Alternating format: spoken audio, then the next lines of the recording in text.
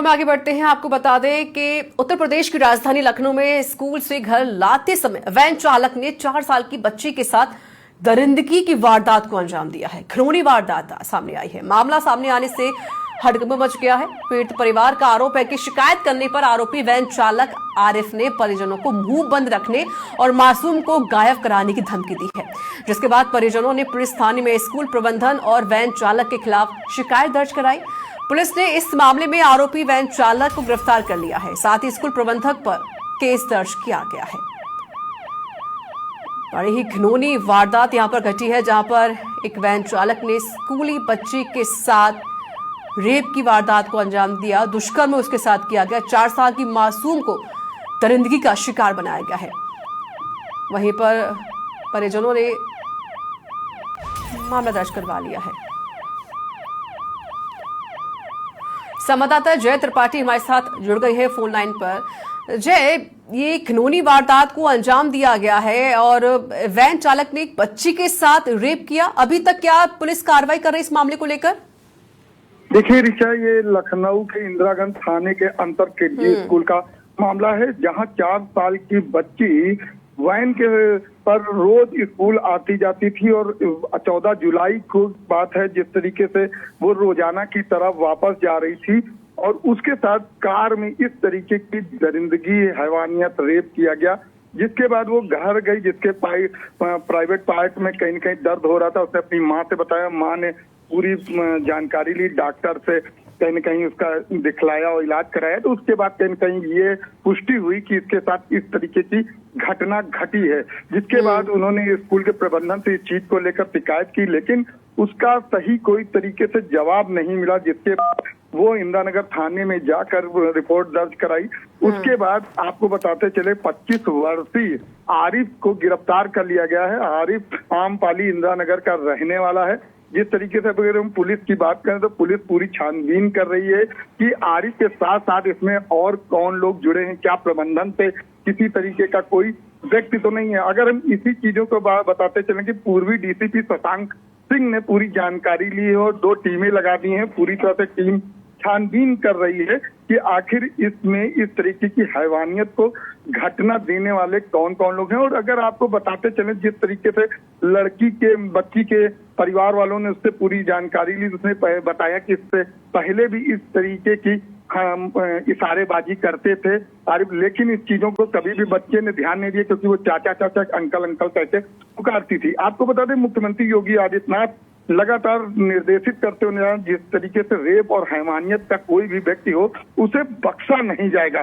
साथ ही आपको बता दें, मुख्यमंत्री योगी आदित्यनाथ के निर्देशों का लगातार उल्लंघन भी देखने को मिला। जिससे कि उन्होंने कहा वैन के अंदर कहीं न कहीं कैमरे लगे होने चाहिए और पूरी तरह से जांच होनी चाहिए कि किसी भी तरीके, क्योंकि स्कूल के छात्र और छोटे बच्चे जाते हैं।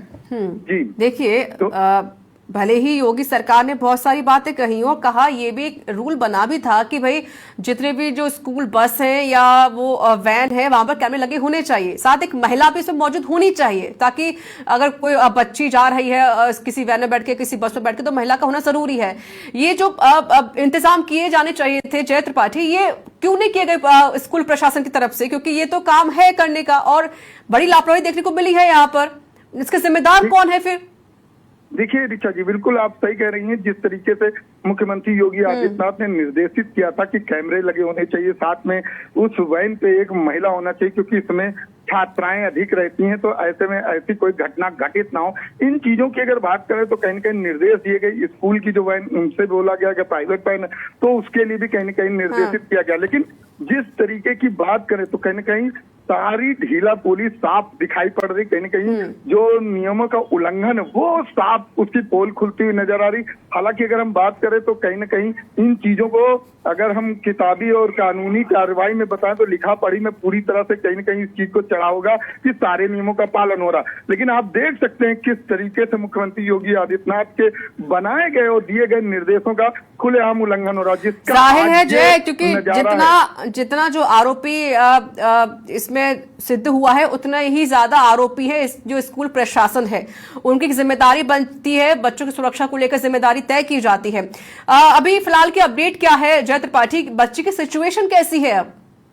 देखिए, आपने बिल्कुल सही बात है। आपने जिस तरीके से बात अभी बताई है कि बिल्कुल स्कूल प्रबंधन की बात करें तो पूरी जिम्मेदारी रहती, क्योंकि एक परिवार के लोग जो है स्कूल दूसरा परिवार होता है, वो पूरी जिम्मेदारी के साथ अपने एक परिवार से दूसरे परिवार में बच्चे को भेजते हैं। तो कहीं ना कहीं एक बड़ी जिम्मेदारी होती है कि वो किस तरीके से जिम्मेदारियों के साथ उन बच्चों का ध्यान रखते हैं। दूसरी चीज, जिस तरीके से अभी की अगर हम बात करें तो बच्ची का पूरी तरह से परीक्षण किया गया, जिसके बाद पुष्टि हुई। हालांकि अगर बात करें तो अभी उसका इलाज चल रहा है। और वहीं अगर पुलिस प्रशासन की बात करें तो पुलिस प्रशासन पूरी छानबीन करती हुई नजर आ रही है, और जो प्रबंधन है स्कूल का उससे भी सख्ती से पूरी पूछताछ कर रही है। और इन नियमों की जो बात हम कर रहे थे, उन नियमों को भी कहीं न कहीं याद दिलाते हुए नजर आ रही कि आज जो आपने तख्त पे रख दिए हैं, इसका क्यों नहीं पालन किया गया। तो हालांकि अगर बात करें तो पूरी तरह से अभी प्रशासन जुटी हो और जल्द ही कहीं न कहीं पूरा मामला खुलता हुआ नजर आएगा। लेकिन जो आरोपी है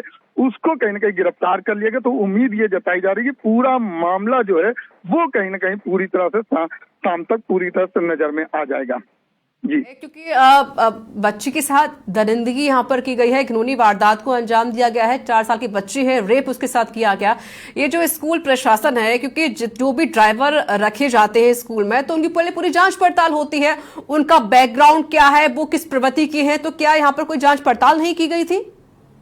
जिस तरीके से अगर हम बात करें तो स्कूली वैनों में जब भी ड्राइवर रखा जाता है तो उसकी पूरी छानबीन की जाती है, आधार कार्ड लिया जाता है, सारी देखा जाए तो पूरी जांच की जाती, कोई आपराधिक प्रवृत्ति का व्यक्ति तो नहीं है। सारी चीजें जांच करने के बाद ही कहीं न कहीं उनको जो है ड्राइवर के रूप में रखा जाता है। लेकिन अगर यहाँ की हम बात करें तो कहीं न कहीं साफ दिखाई पड़ा कि इन चीजों का पालन नहीं किया गया, क्योंकि लोगों से अगर जानकारी की गई है, लोगों का मानना है कि आरिफ जो है आपराधिक प्रवृत्ति का व्यक्ति था, इससे पहले भी कई इसके मामले हैं और तरीके की हरकत जो उसने की है कहीं न कहीं पिछले बैकग्राउंड से कहीं न कहीं जुड़ा रहा, जिससे उस तरीके की उसकी हिम्मत हुई। और इसने 4 साल, जो एक मासूम बच्ची, अगर बात करें तो एक छोटी सी दरिंदगी या जिस तरीके उस बच्चे को अभी ठीक से बोलना भी नहीं आता, ऐसे छोटे से बच्चे के साथ इस तरीके की हैवानियत किया। ठीक है जय, एक और सवाल का जवाब देते जाइए जय, क्योंकि आरोपी तो गिरफ्तार किया गया है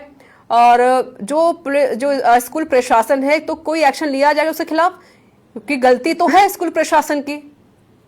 बिल्कुल, इसमें पूरी तरह से अगर बात किया जाए तो प्रशासन वहां पर मौजूद है, पूरी टीम वहां पर है, पूरी एक एक चीज का ब्यौरा देखा जा रहा है। ये देखा जा रहा है कि आखिर जब इस तरीके के व्यक्ति को भर्ती किया गया तो क्या कानूनी प्रक्रिया की गई थी, भर्ती करने के बाद यदि अगर उसको जिम्मेदारी गई तो उस जिम्मेदारी का कितना पालन कर रहा था। और सबसे बड़ी बात यह है कि स्कूल प्रबंधन की चीजें देखी जा रही, सीसीटीवी कैमरों से, अन्य चीजों से, कि आखिर जो स्कूल की हम बात करते हैं, छोटा बच्चा वहां जाता है, दिन भर रहता है, तो वहां उसको किस तरीके से व्यवस्था दी है, किस पे ट्रीटमेंट दिया जाता है और क्या सुविधाएं रहती हैं। तो उन सुविधाओं के बाद और कहीं न कहीं ये देखना होगा सारे मामले के बाद कि क्या वाकई इसमें प्रबंधन का भी कुछ मिला हुआ हाथ है या स्वयं आरोपी जो है आरिफ है वही आरोपी है। इस चीजों की पूरी छानबीन होगी। अगर स्कूल प्रबंधन इसमें कहीं भी लिप्त पाया जाएगा तो उस पर भी पूरी तरह से कानूनी जय त्रिपाठी, अगर की तो बात ही नहीं आती। सबसे बड़ी गलती तो स्कूल की यही है कि अगर जो वैन रखी गई है, ड्राइवर जो रखा गया था, तो एटलीस्ट वैन में कैमरा तो होना चाहिए था, एक महिला उसके साथ होनी चाहिए थी, ताकि बच्चों की सुरक्षा सबसे ज्यादा जरूरी होती है और वो सुरक्षा हमेशा रहे। ये बहुत बड़ी गलती स्कूल प्रशासन की भी यहाँ पे जरूर देखी जा रही है, तो एक्शन पुलिस की तरफ से लिया जाए। हालांकि जो परिजन है वो इसकी मांग तो कर ही रहे हैं और अभी आरोपी गिरफ्तार किया गया है। शुक्रिया जय त्रिपाठी आपका अधिक जानकारी देने के लिए। तो 4 साल की बच्ची के साथ घिनौनी वारदात को अंजाम दिया गया। स्कूल प्रबंधक के खिलाफ मामला दर्ज हो चुका है और बड़ी कार्रवाई को लेकर अब पुलिस फिलहाल जांच पड़ताल कर रही है। परिवार वालों ने गंभीर आरोप भी लगाए हैं। एक 4 साल की बच्ची के साथ एक ड्राइवर ने दुष्कर्म की वारदात को अंजाम दिया। फिलहाल बच्ची का मेडिकल कराया गया। थाना इंदिरा नगर में वादिनी द्वारा सूचना दी गई कि उनकी 4 वर्षीय पुत्री जो स्कूल में पढ़ती है, वो जिस वैन के थ्रू उस स्कूल में जाती है, उसके वैन चालक मोहम्मद आरिफ द्वारा उनकी पुत्री के साथ गलत कृत्य किया गया है। इस सूचना का संज्ञान लेते हुए तत्काल थाना इंदिरा नगर में 100 संगत धाराओं में अभियोग पंजीकृत किया गया और अभियुक्त की गिरफ्तारी के लिए 2 टीमें लगाई गई। इन टीमों द्वारा अभियुक्त मोहम्मद आरिफ की गिरफ्तारी कर ली गई है। वादिनी द्वारा यह भी बताया गया था कि उन्होंने स्कूल प्रबंधन से शिकायत करी थी, जिस पर स्कूल प्रबंधन द्वारा कोई एक्शन नहीं लिया गया। इन पहलुओं पर जांच चल रही है। अग्रिम विधिक कार्रवाई प्रचलित है।